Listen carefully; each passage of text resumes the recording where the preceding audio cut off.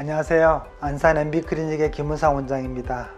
이번 시간에는요, 두피의 가려움증과 탈모와의 연관성에 대해서 자세하게 알아보는 시간을 갖도록 하겠습니다.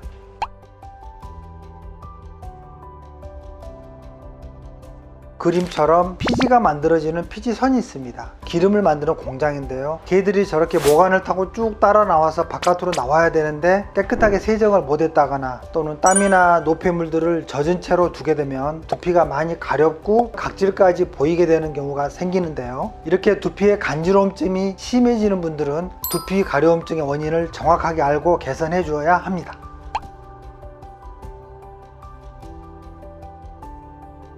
우리가 쉽게 알아볼 수 있는 증상 10가지만 고른다면 첫 번째 가렵습니다. 두 번째로 각질, 또 세 번째로 비듬, 네 번째 유분의 과다, 다섯 번째 두피 통증, 또 여섯 번째는 진물, 일곱 번째는 두피의 상처, 여덟 번째는 모낭염의 증상, 아홉 번째는 두피에서 냄새가 납니다. 마지막으로 두피 불금증, 즉 홍조라고 그러죠. 이러한 10가지의 증상이 있을 때 저희는 지루성 두피염이 있지 않은가 의심해 보셔야 합니다.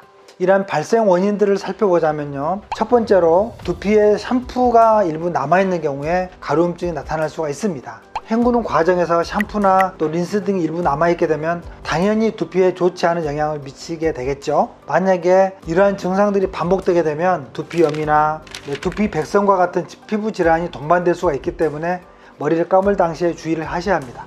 두 번째로는요, 충분히 머리를 말리지 않았기 때문입니다. 바로 두피의 습한 환경이 그대로 유지가 되어 있는 경우인데요, 습한 환경이라 하면 바이러스나 곰팡이 등의 질환이 발생하기 쉬운 환경이므로 충분하게 잘 말려줘야 한다는 겁니다. 또 너무 뜨거운 바람 같은 경우도 두피 건조증을 또 일으킬 수가 있어요. 그래서 각질이 생길 수 있는 원인이 되기 때문에 찬바람으로 꼼꼼하게 말려주는 것이 두피 건강에 좋겠습니다.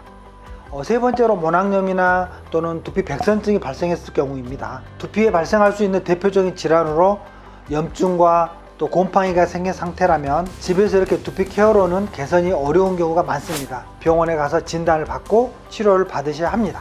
네 번째로는 지루성 두피염입니다. 이렇게 두피의 염증이 지속적으로 나타나서 각질이 생기고 또 가려움증을 유발하는 증상이 나타나게 되는데요, 이게 지속하게 되면 만성화가 되게 되고 지루성 탈모로 이어져서 모발의 탈락이 매우 심해질 수가 있겠습니다.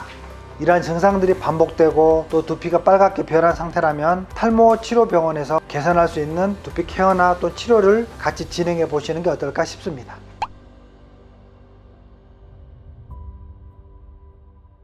남녀노소 많이 발생하고 있는 것이 바로 이런 지루성 두피염입니다. 보시면 두피 하얀 각질이 형성되어 있고 모근과 모발에 이렇게 엉켜 있는 모습도 확인해 볼 수가 있겠습니다. 지루성 두피를 우리가 만지거나 건드렸을 때 하얀 각질이나 비듬들이 떨어지는 것을 확인할 수가 있고, 이러한 증상들이 보인다면 좀 더 깔끔하게 두피를 케어하고 관리해 줄 수 있는 두피 스케일링이 바로 진정과 항염 치료를 이야기하는 겁니다. 이러한 두피 스케일링과 탈모 치료를 병원에서 각질과 비듬을 녹여내는 전문 샴푸랄지 처방받은 약물을 같이 복용하는 것도 도움이 될 수가 있겠습니다.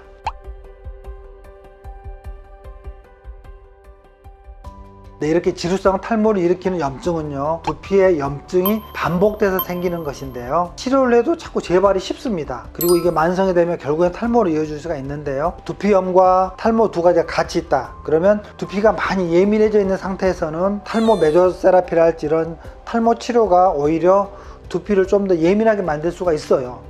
그래서 두피염이 심한 경우에는 두피염 치료를 먼저 해서 두피가 안정이 된 후에 그 다음에 탈모 치료를 들어가면 되겠습니다. 탈모로 진행이 된 경우에는 탈모 약물과 진정 레이저 치료를 병행해서 복합적으로 증상을 개선해 주어야 합니다.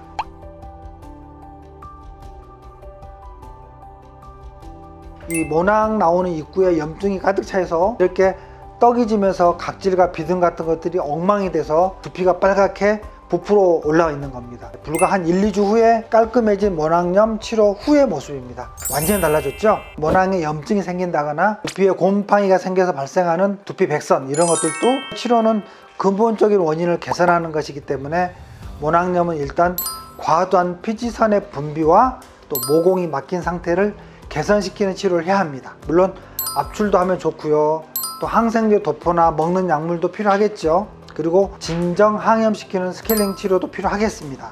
지금 이 영상은요, 플라즈마라는 것을 이용한 치료 영상이 되겠습니다. 이 플라스마의 특징이 뭐냐면요, 염증을 잡는 항염 효과가 있습니다. 그래서 여드름균이나 모낭균을 깨끗하게 살균하는 효과가 있기 때문에 즉각적인 살균 효과와 함께 모낭염과 여드름의 재발을 줄여줄 수 있는 치료 방법이 되겠습니다.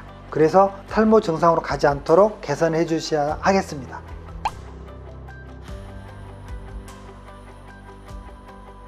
두피의 상태를 나눈다면 건성 두피, 그 다음에 지성 두피, 그 다음에 염증성 두피, 이렇게 크게 세 가지로 나눠 볼 수가 있습니다. 지성인 경우에는 너무나 피지 성분이 많습니다. 피지를 녹여내는 지루성 샴푸를 쓰시는 게 좋고요. 하루에 한 2번 정도까지도 세정하는 습관을 갖는 것이 필요합니다.